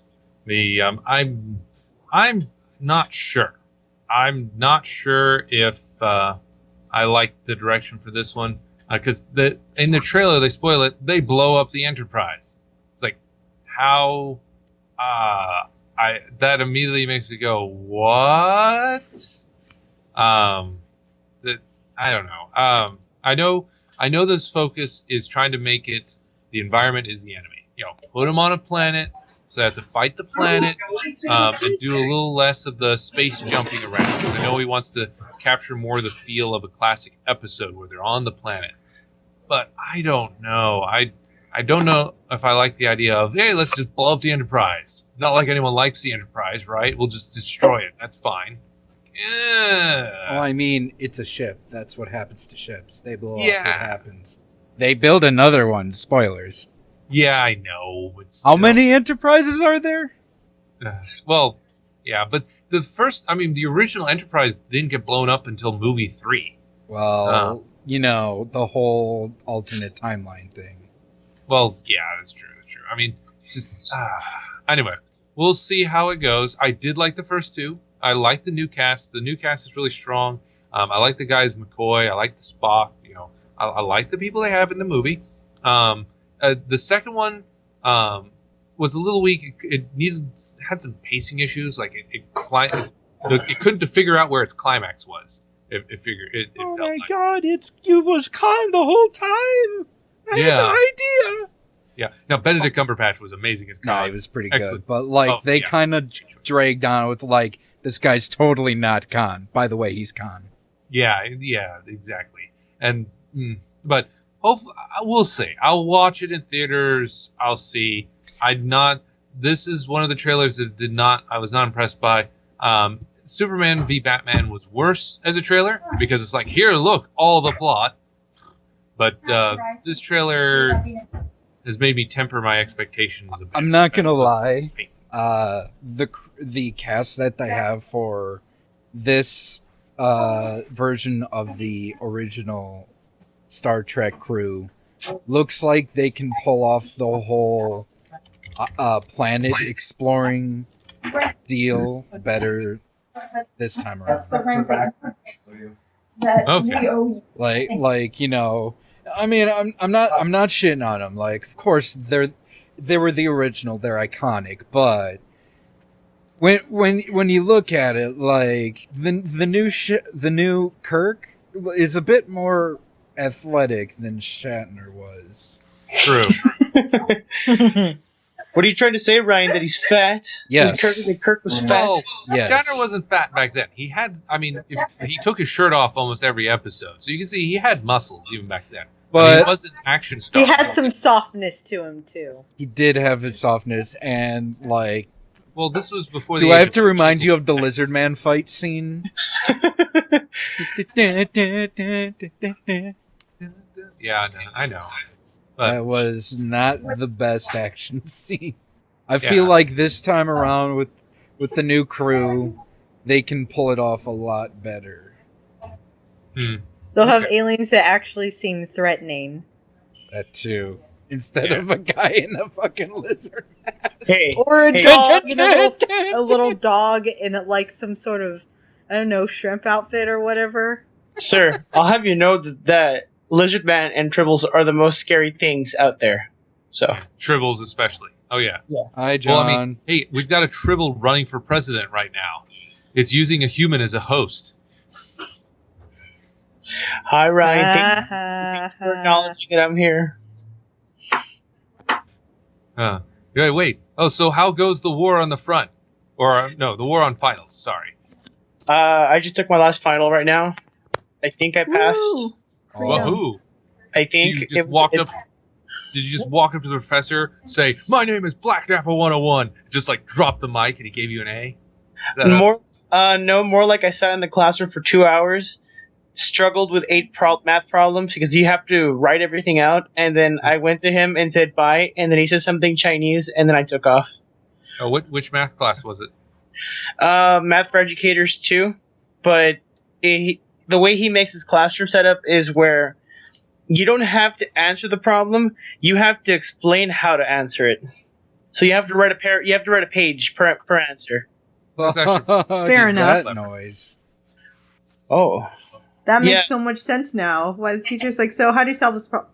It's like, so I don't know how to get this answer. It's like, oh, well, I can't tell you the answer, but I can tell you how to solve the problem. Basically, I'm like, thanks, teach. Thanks. He gives you points if you can solve it, but the main bulk is like, okay, so you have a problem. How do you solve it, and how do you teach it? How do you teach it to a student? And I'm just like, oh, that this is what I came here to learn. Mm-hmm. So Just fucking do it, damn it! Quack. well, It was really foreboding to see my Asian professor, mind you, with a giant fucking ruler and just walking around the classroom. And I'm like, don't hit me, please. Don't hit me. I didn't bring the calculator. I'm sorry. It's kind of funny. You don't need a calculator. I had an Asian teacher. He was mixed, but obviously he was part Asian. And he was one of the worst math teachers I've ever had. Like, he knew how to do the math, but couldn't explain it. And he would write things on the board, and then the students would correct him because he was wrong. And he would go and refer to his notes. Yeah, I had a physics teacher like that. Granted, he's not Asian, but he kind of reminded, he's like, so everyone's watched the 40-year-old version. This guy's like the 60-year-old version. Oh. Not that being a virgin's a bad thing or anything like that, but this guy had no clue. I actually didn't get to learn physics until recently in my critical listening class at Berkeley, College of Music, and I learned about sound waves and how I was like, why couldn't it explain to me this way instead of whatever crypto, whatever? And I paid attention in high school, so... And oddly enough, my physics teacher is the one who helped me with the calculus that my Asian teacher could not teach.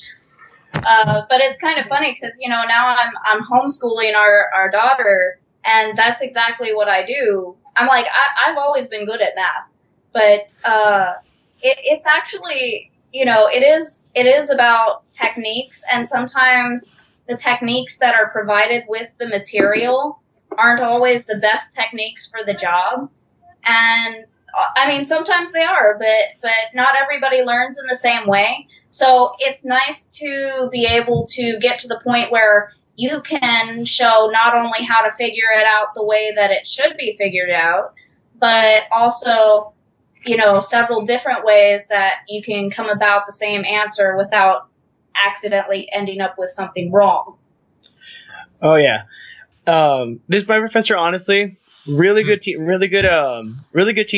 You understood what he was teaching you. The concepts were hard, but he put it in a way where you don't have to necessarily know how to do it, but you'll understand it and you'll be able to teach it. So, but when he came in today, it was really, really kind of just like different because he walked in with a giant ruler and a stack of papers, puts the papers down, says everyone pick up their test, and then he just stands there walking around with a giant ruler, and then off in the corner he was taking practice swings, and I'm like, oh fuck, please. I mean, I can't make that up. That's not ominous at all. I can't make it up because we literally heard a couple times. We're just like, everyone kind of just like looked up and we see him, and he's like, oh, you can start your test now. We're just like, eh. And getting hit with a ruler is the worst. I mean, I've been hit, smacked in the hand, or I've punched things the wrong way, but something about getting smacked with a ruler is like the pain just kind of like travels right between the bone and just sits there. And he was two hand swinging it, so it wasn't even. It was scarier. I was just like, don't hit me, please don't let me be the guy. A fast one hand swing actually hurts than a two hand. All right, I guess I took up some time. Let's jump on to the next topic. Yeah, I'm not even in charge right now. Colleen is going to take the lead here. A wild Colleen appears. Hi, I'm so fucking excited. I'm all aboard this fucking Nintendo hype train because the best fucking Fire game Emblem, in right? the world. So you love now Cloud, my right? Smash. Corin is Cloud. totally... you're Cloud all can excited about blow Corin? me, okay? There, I said it. Cloud can fucking blow me because all you bitches can fucking bow down to the superiority that is fucking Bayonetta and fucking Smash. Yes, I'm so excited. My babe is in Smash. Sorry, I've been holding that in all day at work. Can we? It's been a long day. Can we just start off by saying it was a very predictable call that she was going to be in it. Yeah, I mean, I did call, Actually, as soon as I knew a lot of Bayonetta people were was... saying...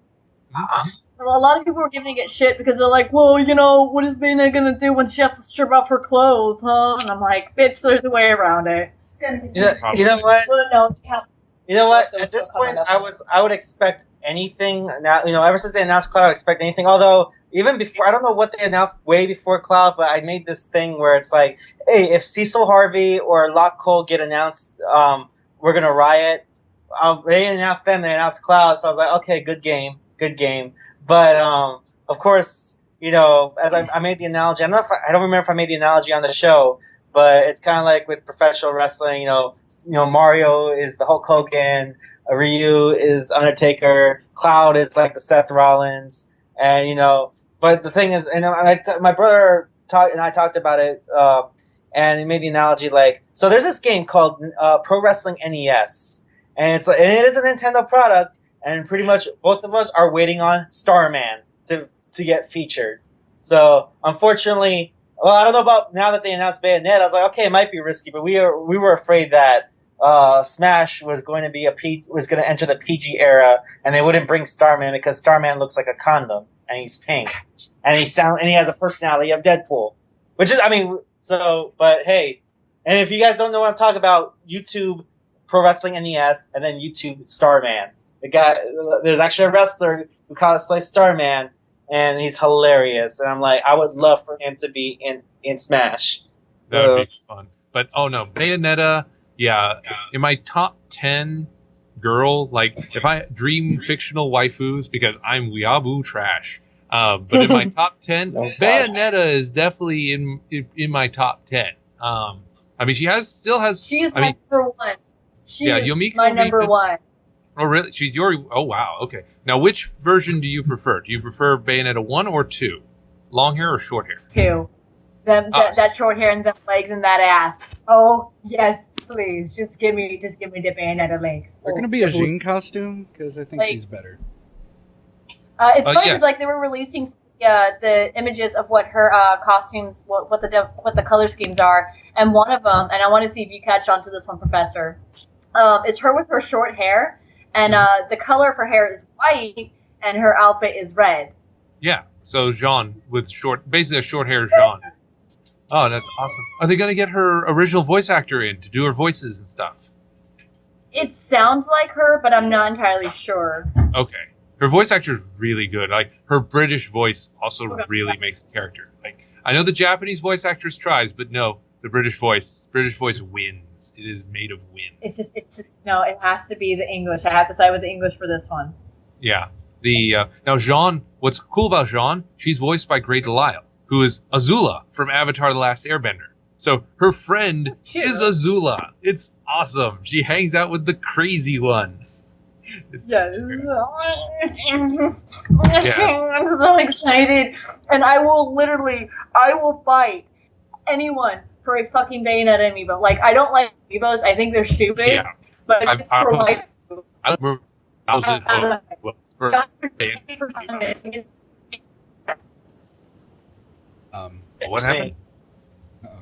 I want John.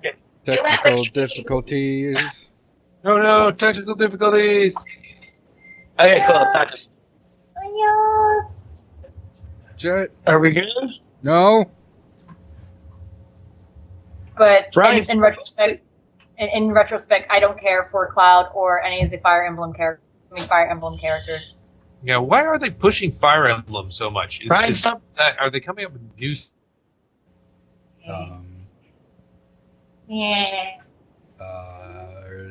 Hello. Yeah. Hello. Oh, there we go. I can barely hear any of you. I can hear people.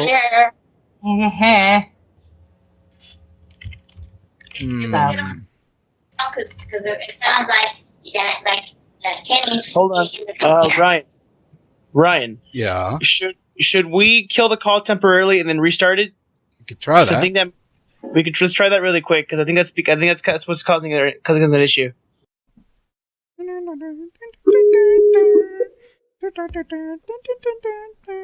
All right. Reboot. Have you tried turning it off and turning it back on again? No. Now, are you able to splice two conversations together okay? No. I forgot my picture on Skype was Cloud in drag, and I fucking love it. Yep. So was I the only one not excited for Smash? I was like, meh. I don't care anymore. It's just like, meh. I don't care for the Fire Emblem. I don't care for the Cloud. I don't care for Ryu or Mewtwo.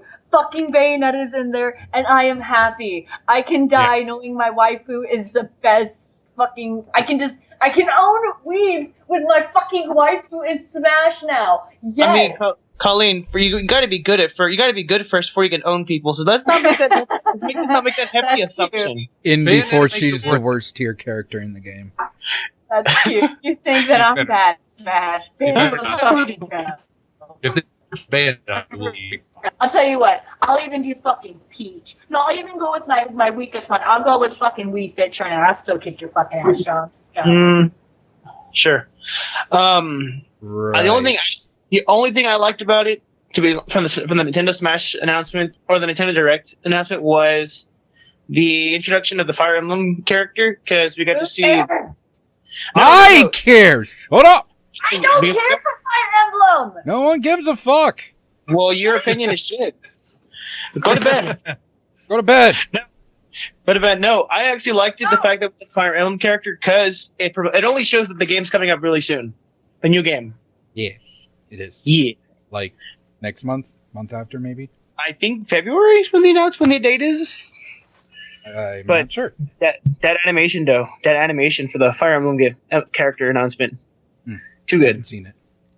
You know, I'm behind on watching things. Well, no, it came out of the announcement. I didn't see it. Oh well, then get your butt to do that, sir. Excuse me. You're excused. Thank you. Love you. It's got awkward fast. Moving on, Professor. Do something, please. So long ago. No. No. Okay. No exposition right now. All right. Well, we could talk. I think how? I can't go to IkiCon. Wait, who can't go to IkiCon? Me. Oh, why can't you? I have work. Oh, that sucks. I don't have a way down there, and I'm poor. Oh. I do want to note. Everything. I do want to note that there's 10 days till Johnmas. So. And I told you what I want for John Miss, that fucking plush you owe me and the Bayonetta amiibo. First off, there's good madam. There is no goddamn amiibo. And two, there will be. Yeah, for next year then. For next year, and DLC comes out February. And the plushie, you'll get it when you get it. I'm never gonna get it. You're gonna get it. Professor already told me what he wants. Ryan, you need to send me a link to what you want. Tori, you're easy to get something for. So, and Shawn already told me so. I don't know what I want for. I want to go to San Japan, damn it. You said you wanted fucking headphones. Did I? Yeah. Oh. Maybe for John Miss, you should get him a ticket so he can come to IkiCon. Or PAX South. There you go. That's money. I don't have money right now. I'm poor. Oh, okay. I just bought your present and I bought Shawn's present, so. Oh, okay. Yeah, depending on which of the three you got me, yeah, that makes sense. I didn't go crazy. I'm sorry. I didn't buy you the $200 fucking one you sent me. Yeah, I didn't think you would, but I don't know what money you have, so. Yeah. I'm a bartender, sir. I'm not made of money. I just happen to make money. Oh, okay, cool. A little context of the conversation. The professor tells me, "Hey," I told him, "What do you want for Christmas?" And he goes, "Well, headphones microphone would be nice." And I go, "Well, send me a couple links." He sends me 2 okay price one. Then he goes, "Now there's this one that Markiplier uses, and it's the professional one. But just saying, he dropped a hint that he wants it." And I'm like, "Professor, this is $200. If I'm gonna spend $200, I will buy something for myself." Okay, all right. I wasn't expecting that one, but on the plus side, it made the other two look more reasonable. Haha. Markiplier's lame, anyways. Professor, I love you, but I don't love you that much. I know. You I gotta don't be love me that much either. You got to be Ryan to get something that's $200. Okay. Oh, maybe you should get Ryan the $200 Markiplier microphone. That would actually be cool. He doesn't need it. Oh. Wait, he already has it? No, what I mean, he's getting a flight down to San Japan. That's like X amount of money, so. Ah, cool. Yes, right. Yeah, so we're going to San Japan. So, Sephi, you're going to be at San Japan? He kind of left the room for the moment, but Okay. That's But fine. we're We can still talk. talking about it. I mean, of course, San Japan always has their mini con as well down at the Wonderland of the Americas, Crossroads Mall here in San Antonio also. So, if nothing else, we always hit up the mini con. Okay. See our good friends over at Nine Tails. Okay. I'm still making my San Japan plans. I'll probably get in touch with you guys. Yeah, I mean that's the way things go. It's like, things are always indefinite until we get a contract, right? Yeah. Cool. Well, I'm hoping that I could see you guys at San Japan. I will likely still be there as staff, running their gaming. Just to let everybody know, I will be at IkiCon in 2 weeks. I know I will. I don't think anyone else in the Communicast can make it, unfortunately. But after that, PAX South. PAX South. I know myself, Black Napa will be there. Maybe Tori. Are you going to PAX South, Sephi? Or Amethyst, sorry. Well, yeah, I know Sephi plans on going to PAX South. He already bought his ticket, right? Yes, I have. Awesome. I'm going to be running my game there. So if you want to play my game at PAX South, you'll have a chance. Professor, I'll play your game drunk. That sounds awesome. Yes, Which, you should both I play it together. actually started Invisible Handing at Thanksgiving. You did? Yeah. I mean, I had relatives over. What else were we going to do? That's awesome. Okay. No, version 7 of the game is coming out soon. My plan is for version 7 to come out for IkiCon. And I'll probably by PAX South have 1 or 2 expansion packs with like extra material. I'm already cleaning things up. So version 7 will be nice. It's going to be pretty big. Version 6 was just me like fine tuning and fixing a lot of problems. Version 7 has a lot of pages of content. We kind of went crazy on the new stuff, but it's okay. You'll see. I think you'll like version 7. That's going to be good. And yay, awesome. Cool. All right, so next week we will do my Once Upon a Time rant. I think I keep referencing it every episode, and we never do it, but eventually it's coming. It's coming. There's plans. I have opinions about Once Upon a Time, and I'm going to air them once we have. And I'll officially be on next week because I don't have any bullshit to deal with. On that note, So much for the My Little Pony special. Darn. We're not doing that. Y'all need to look at the Netflix originals, though. Those Netflix originals are getting good. Okay. I need to start watching Narcos. That seemed really interesting. I'm Colombian descent, so. Yeah. The whole My Little Pony episode was a joke to troll Black Napa, alright? I know. That's why I'm keeping it up. Yeah. We're not actually doing it. Because I don't care enough about the show to actually I only know one thing about the episode, and that's one about thing about the show, and that's cupcakes. I don't know what's about it, but it's just something that everyone has to think about cupcakes. Cupcakes are delicious. You should eat the them. song or the fan fiction? I don't know. The thing? Okay. Oh, that will be something for a Halloween then. Because the fan fiction is a gore fic, actually. All right. Yeah, let's do sign outs. I think we're almost out of time. We've had a lot of. On that note, everybody, this is the Communicast. You can check us out on youtube.com/BlackNapa101 or on Twitter or Tumblr at BlackNapa101. Go ahead and submit us a question if you ever get a chance or you just want to talk to us on the show. Everybody here, if you got something to pitch, go ahead and do it now. Hi, so this is Sephi Hakubi. Check out my website, sephihakubi.com is where I keep my blog, my events, and whatnot. I also want to say thank you to my night kids who are listening, who shared out my Facebook. I'm at over 3,000 likes. I would like more followers on Twitter and Instagram since people can actually see those a lot better than the Facebook. But I do appreciate it. If you want to hear my mixes that I've done, check me out on mixcloud.com/Sephi Hakubi, SEPHIHAKUBI. And of course, stay tuned with SoundCloud.com because I am going to be releasing original music finally. So I want to thank you, everybody who tuned in, who got to listen to me, and who have been fans of me for a while. And as I always say, don't die crashing. live smashing, and never stop dancing. And you can check out my game, icebrassrevolution.com, aesbrassrevolution.com, and on Facebook, it's facebook.com/aesbrass.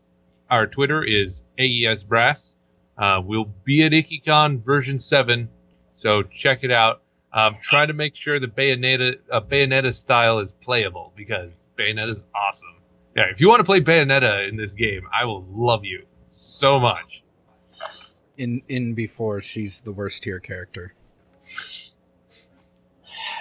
And on that note, everybody, have we sung the third day of Johnmas? On the third day of Johnmas, my true love gave to me. Gundam! 3 Gundam Gundam forever. models. You Two guys, had, chicken fries on a pear tree. Yeah.